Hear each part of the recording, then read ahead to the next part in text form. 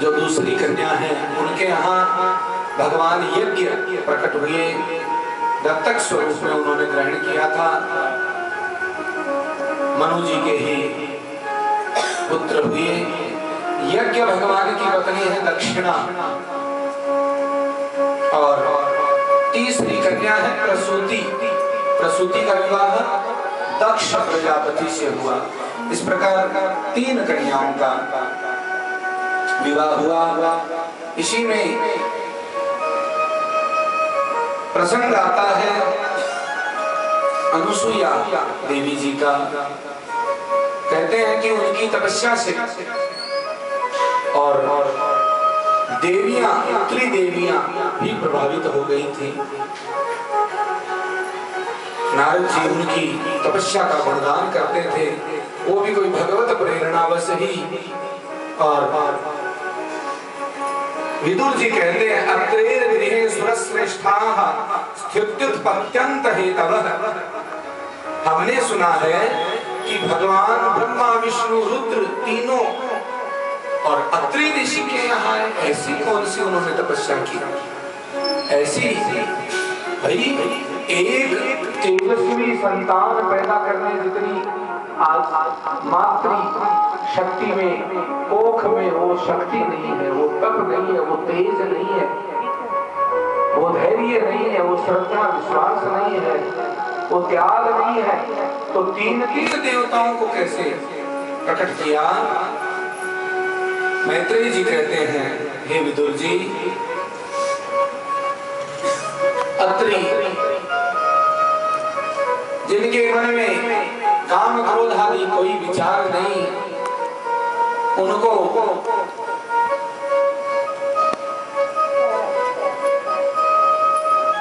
तम और रज छोड़िए, सात्विक इतना प्रभावित नहीं करता कि मुझे सात्विक भी कुछ चाहिए, बिना कुछ चाहे तपस्या करते हैं।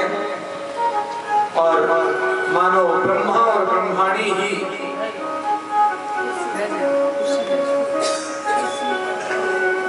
उनको वरदान देते हैं, वो इस रूप में आते हैं।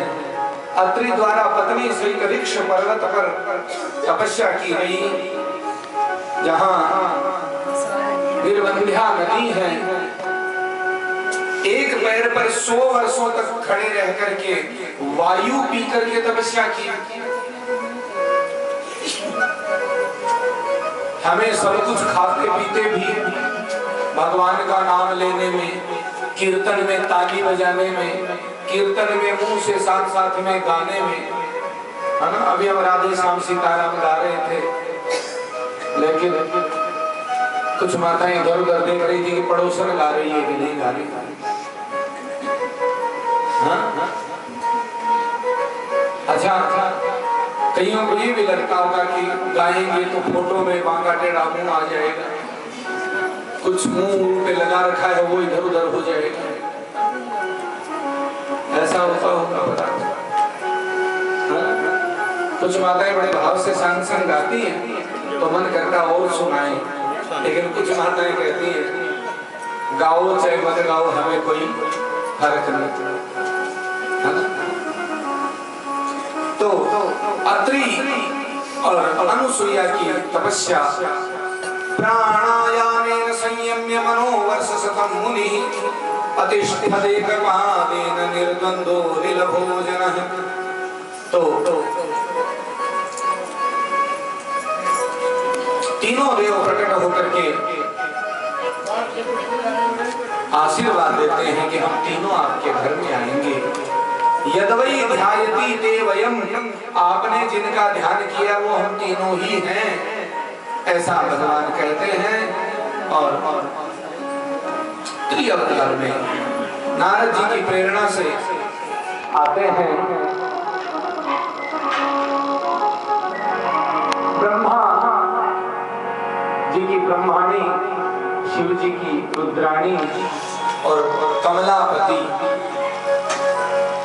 लक्ष्मीपति कमलानी, तीनों देवियां जब सुनती हैं अनुसुईया जी का यश तो थोड़ी जलन हुई। त्रिदेवों से कहा कि आप परीक्षा लेके आइए। नारद जी सत्य कह रहे हैं कि वो इस संसार में सबसे अधिक तपस्विनी है। देखिए, एक और जल रहे हैं कि वो तपस्विनी है, और एक और इस अवस्था तक उनको कोई संतान नहीं है, फिर भी उनको कोई चिंता नहीं है। उनको अपने पातिव्रत्य तप पर विश्वास है। श्री रामचरितमानस के मंगलाचरण में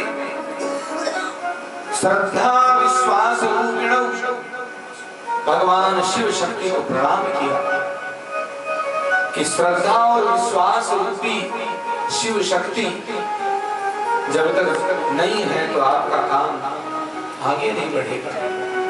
इसलिए अनुसुईया जी को पूर्ण विश्वास है।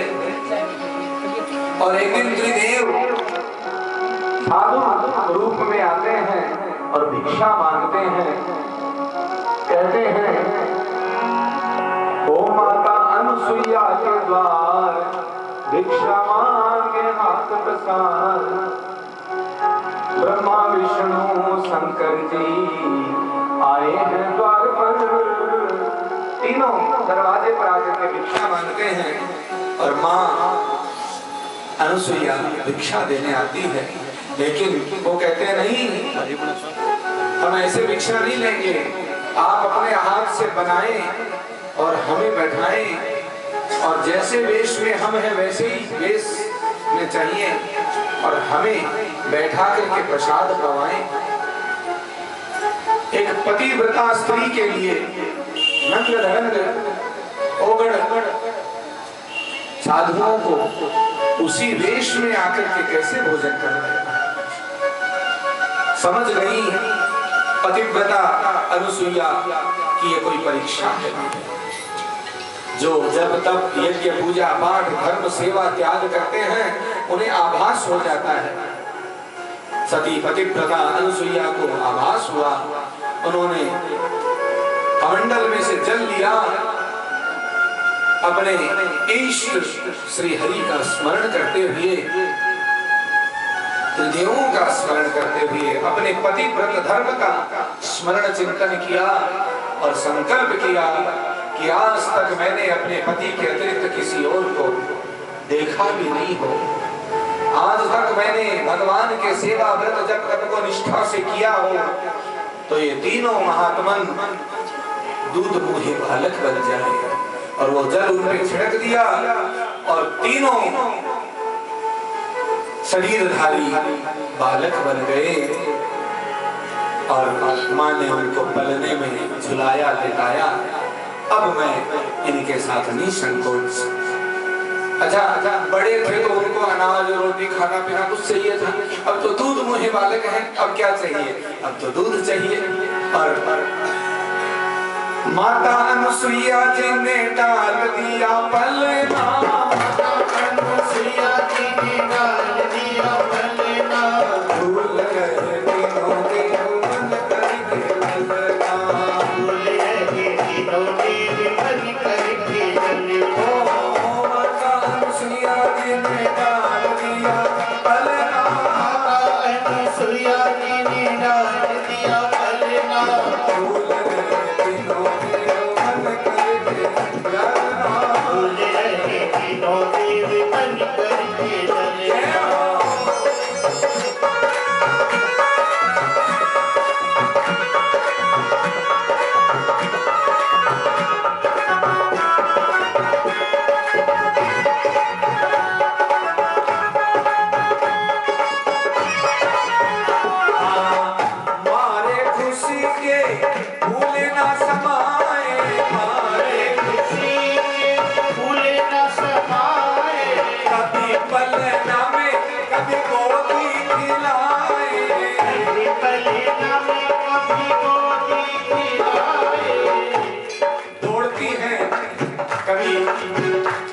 अपने भाग्य को सराहने के लिए भगवान को प्रणाम करती हैं। कभी उनको पलने में झुलाती हैं, कभी गोदी में खिलाती हैं, कभी अपना दूध पिलाती हैं। क्या करूँ अपना?